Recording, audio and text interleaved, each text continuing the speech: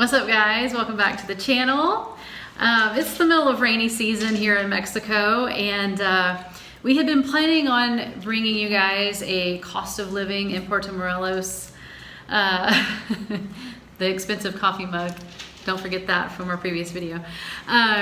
So we wanted to bring you a cost of living in Puerto Morelos video, and since it's been kind of rainy and we haven't been out to do any fun exploring, we thought we'd go ahead and bring this video to you guys today. Yeah, we've had a few people ask us about certain specific costs of what is specifically rent and other things, so here you go, guys.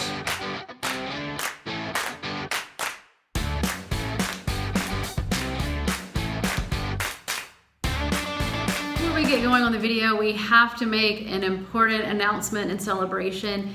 We have hit over 200 subscribers recently.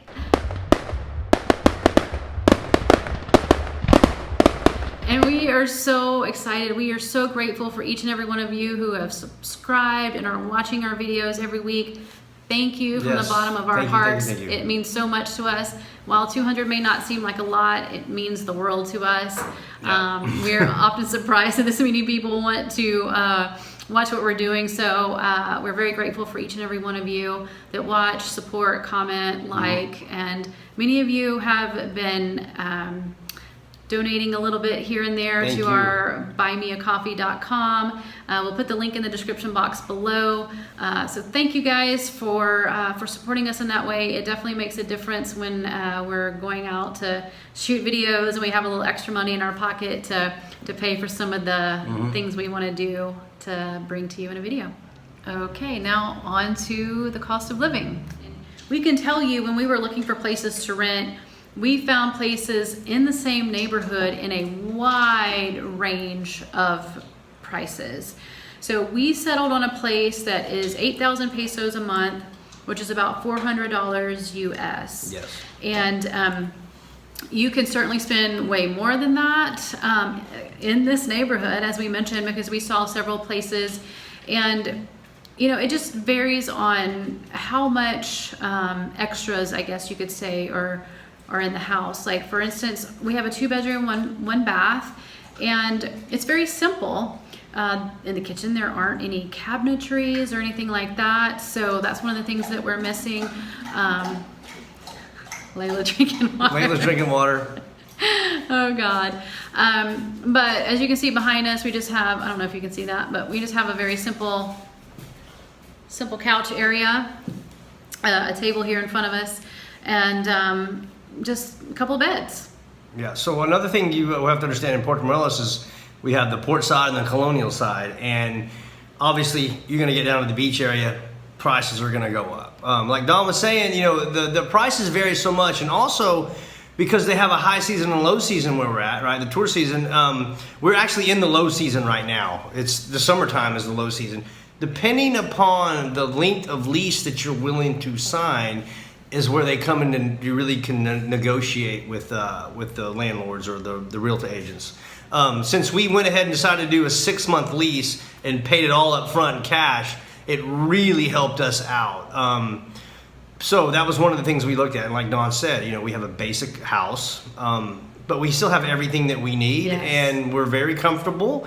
And so it's all good. The sky's the limit, you know, and if you're a single, you know, person, you could go much cheaper than what we're paying. It's up to the individual. And yeah, we actually looked at a place on the port side. It was very beautiful. You could walk out on the patio. You had a view of the sea. It was absolutely amazing. But it was like $2 grand a month, you know, and that's not what we wanted to have in our budget. So we were fine with, as long as we had 2 bedrooms, a great place to walk Layla. That was our main focus, and we found a neighborhood we loved, and I think we've talked about that in another video. Yes. We knew we wanted to be in this neighborhood, and there's so many amazing people in this neighborhood. It's just got great energy, and there's a lot of other expats here, so we've really enjoyed being here. We really have no complaints about our apartment or the neighborhood in general. Along with rent, we obviously have to pay our utilities. So our internet is about 750 pesos per month, which the exchange rate's always changing. Yeah. But you can pretty much expect that US dollars is going to be about 20 pesos to $1, give or take. So the internet is about $38 to $40 a month US. We did have to pay like about 2,500 pesos to get it installed, which is about $125. But we have, I guess, middle of the road internet. You can get it for way cheaper, and you can get it for way more expensive depending upon how much internet bandwidth that you're looking to get. We use our internet a lot. We use Zoom a lot, so we needed pretty decent internet. So we did a lot of research and found a good company, thanks to some of our neighbors that live here in the neighborhood. And so again, you know, you can get it for pretty cheap, but it may not be as reliable. So we went with something more middle of the road so that it could meet our needs. So water, pretty basic. It's about 200 pesos per month. It's about $10 per month. $10.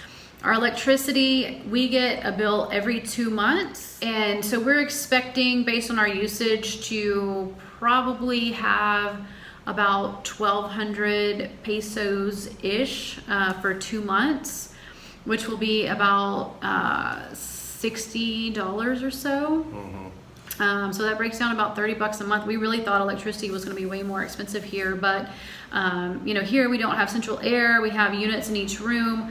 We try to really only run it when necessary, cool the room down, turn it off. We have oscillating fans in every room to try to keep the cost of the electricity down, because we've heard that they do it in like tiers, and if you cross that tier to where they charge you more per kilowatt hour, you're kind of stuck there regardless of your usage afterwards, and it can get really pricey. So we're really trying to be cognizant of that. Yeah. So we have to have a gas tank on the roof. We don't have a gas line running to the house. So we got a gas tank 2 months ago. We paid about 640 pesos, which is about $32. So we're thinking it should last us about 3 months. The way it's looking is that it's about 3 months. So it's pretty relatively cheap, right? And again, because nothing here is like, you don't have electric hot water heaters or you know, electric cookware stoves, and it's all gas. So every house has to have natural gas. We also have a maintenance fee, which is about 700 pesos per month, about $35. So we do live in a gated community. There is security at the gate.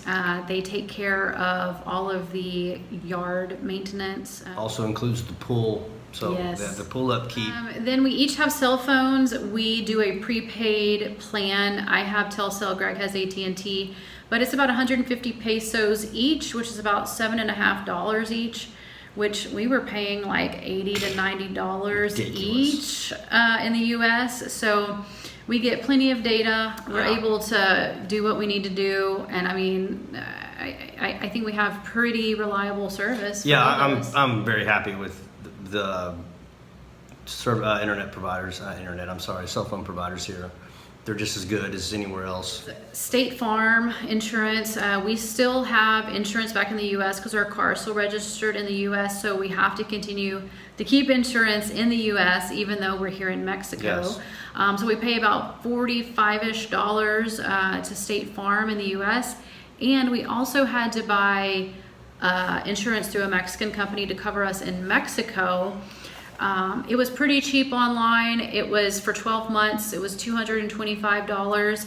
So we just went ahead and paid 12 months up front just to know that it's paid for and done. Yeah, so telling you right now, there is not a single car insurance company in the US that will cover your car if you bring it into Mexico. It does not exist. So if you bring your car into Mexico, you're on your own. So since we decided that we were going to live here for an extended period of time, obviously we needed to get Mexican cars. And like I said, Dawn said, it's really cheap, and we just paid up front.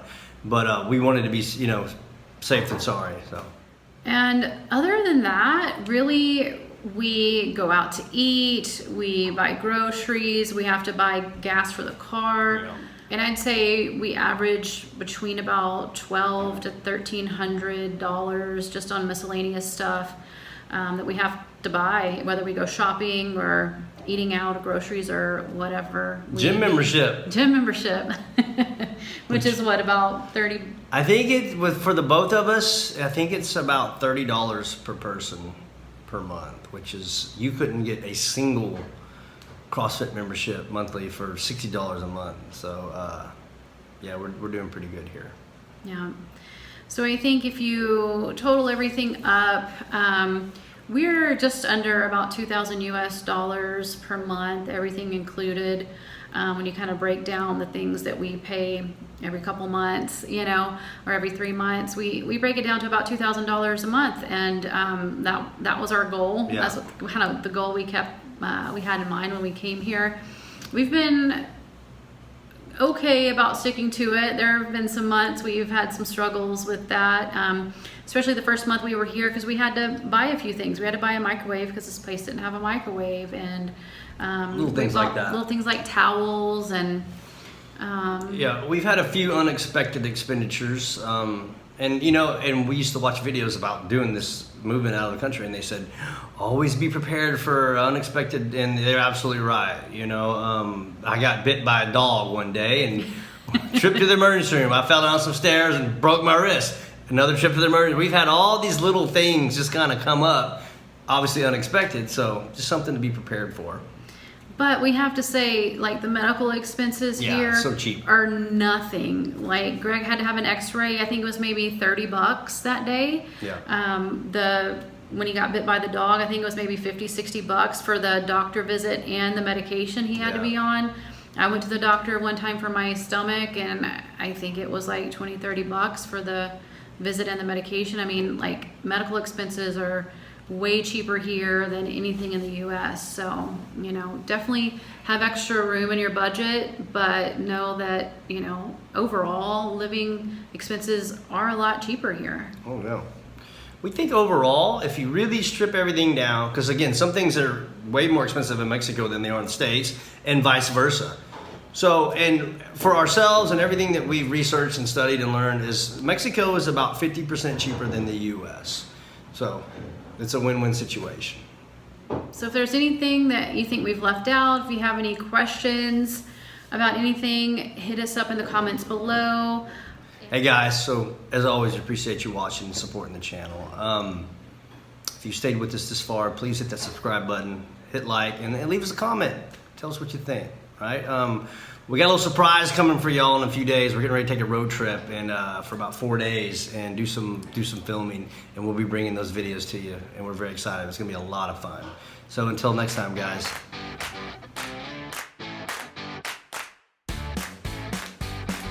That's what you needed? Yes. Oh, wow. That's what I needed.